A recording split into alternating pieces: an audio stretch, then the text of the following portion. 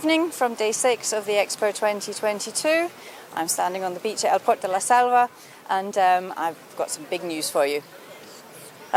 We started this morning in Ainsa, in the middle of well, not in the middle, but at the bottom of the X, and we did some interviews with some supporters and athletes this morning, and then got the call that we should hot-foot it over here because we might get somebody in the end of speed section at the finish tonight or this evening. So here we are. Now, some bad news first though. Unfortunately, we've had 2 more withdrawals. Sergi Claret withdrew yesterday, and Chevy Bonnet withdrew today. The perils of walking too much has got to Chevy, unfortunately. I'll be announcing some penalties tomorrow, but we need to let the athletes know first, so I can't put in an update until it's all been confirmed and they've been informed first. But that's news for tomorrow. Another couple of things that I need to tell you. The live tracking was out for a while this evening, much to the frustration of lots of pilots, because the race at that point was super exciting. There was actually a hacking attack at Flymaster, so that's why it was out for an hour until they could fix it. And a lot of people are saying, like, we don't understand the scoring because it's not matching with the live tracking. Our official scoring system is the scores on Live Track 24. If you go to the live link on our website, live with an exclamation mark, the last link at the bottom of that is called Live Scores. So if you go to that, that is our official ranking for the race. Anything else, anything that you see on live tracking in terms of the order, ignore it. It's only that link that will give you the official result. So, let me give you some news from the back first of all.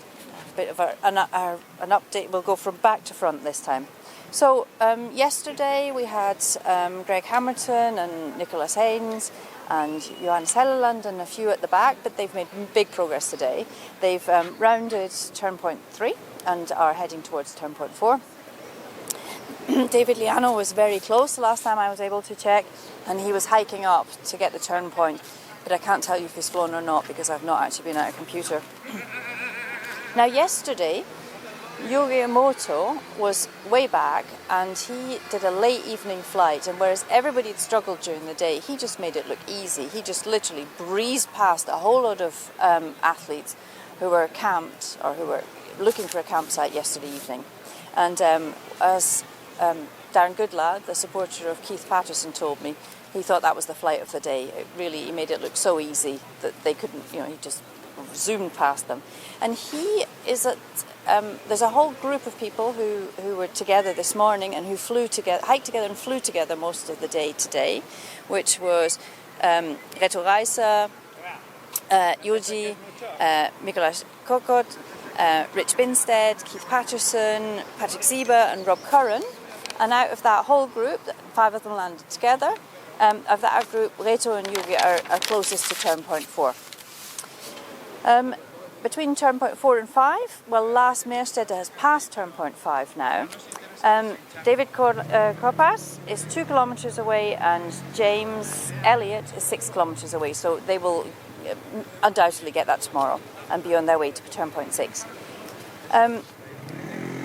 Fabian Umbricht and Logan Walters are also close, as are Andreas Vihuk and Thibault Vogle, who both broke lines on their gliders in the last couple of days and had to land to fix them. So they, but they're all close to turn point 5 now. Past turn point 6, we've got Noé Court and Jordi Vilalta. But the big news was at the front of the race. And turn point 7 is Tim Alongi and Simon Oberrauner. So they are close enough that we anticipate that they'll get here tomorrow. But at the front of the race, we had this morning when we woke up, and last night when the race time was stopped, finished for the evening, Pierre-Rémy was in the lead. He had managed to take a different route, and he was managed to go via Castellón-de-Sos and got the lead over Chrigel Maurer and Maxime Pinot. So he was 17 kilometres beyond turn point 6 at the time, and the others were behind him, so I think he had about a 22 kilometre lead, and the three of them pretty much were flying together all day. They launched at 8 o'clock this morning and got a climb, which is astounding for that, how early it was. We anticipated a good day, but we didn't anticipate it to be this good. Anyway, the three of them flew for 11 hours. They were neck and neck all day long, and then Maxime managed to cross the Canigou and get onto the south side first. Chrigel and Pierre-Emile were behind, and we were anticipating that Maxime would be first here. We didn't think he would make it tonight, or we were unsure, but we anticipated that he, having got over the crest, would be able to get furthest tonight and then have the finish line in sight. That didn't happen. We were in the office planning for the first finisher to come in tomorrow. When the live tracking went off, we were completely blind in the office, and then we phoned Chrigel's supporters, and they said he's at 1,500 meters, and he's over there, and he's coming. So we had to have a massive rush to get everything together and get up the hill to Santa Elena de Rhodes, get everything set up, and Chrigel is the official winner of the 10th anniversary, the 5th edition of the X-Pyr 2020. He arrived, he's the 4th-time winner now, and he was greeted by lots of, not too many supporters because it was a surprise to everybody, but he has won, and he will fly down on Sunday as the winner of this edition. The guys who are close, who will definitely make it tomorrow without a doubt. We're planning to be up there early to greet Maxime, who is only 14 kilometres away. Pierre-Emile is only 39 kilometres away, and Simon Oberrauner is 55 kilometres away. So we are anticipating to have at least 4 pilots in goal, possibly 6. But we'll give you more news on that tomorrow. So with that news, I bid you good night. Chrigel Maurer has won the X-Pyr 2022.